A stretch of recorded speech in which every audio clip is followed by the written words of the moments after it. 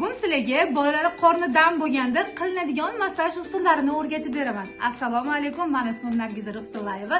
Bolalar massajistkasi bo'lib 12 yildan beri shug'ullanaman. Massajistka plus osteopatman. Sizlarga hozir ko'rsatadigan usulimni albatta saqlayib qo'ying va yaqinlaringizga yuborib qo'ying. Massajimizga albatta yog' kerak bo'ladi.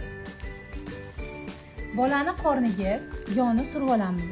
Kinnidan qochgan holatda qilayotgan usullarimizda kinnidan bitta qo'l uzoqroq yuramiz. Chunki kinnida popochni grijamiz bo'ladi.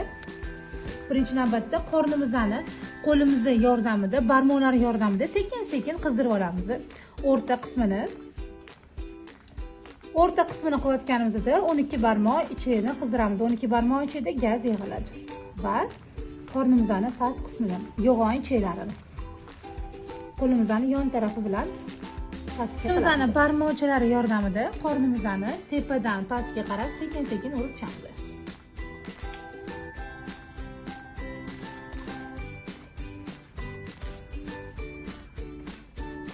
So'ng yana aylantirib qizdirib olamiz. 12 barmoq ichini hamda yon qismini. Keyin qornimizning to'rtta qismini yengil-yengilgina bosamiz aylantirib.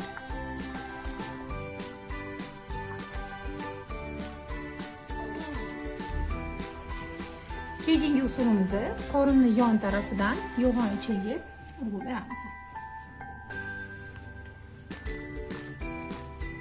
Bu yoq tarafni ham. Massajni faqat qornini o'zini emas, orqa mushaklarimizni ham orqa tarafidan, bel sohasidan ham qilish kerak bo'ladi. Dumg'aza qismimizdan tepa qismini qilamiz.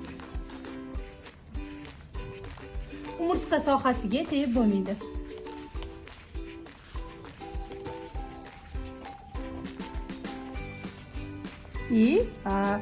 Dumg'aza qismimizning boshlanishini nomigigina qizdirib olamiz.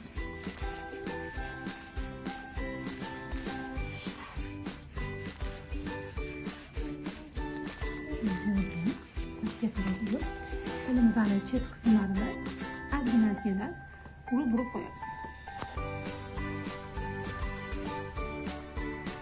Bu massaj usulini albatta qilib ko'ring, inshaalloh foydasi bo'ladi. Bu masajdan keyin bola qorinda yotish kerak bo'ladi 5 daqiqa. Sizga foydali bo'lgan bo'lsa, men juda ham xursandman. Podpiska tashlab qo'ying, chunki bunaqa foydali videolar juda ham ko'p bor. Yaqinlaringizga yuborisham esdan chiqmasin. To'y cho'g'im.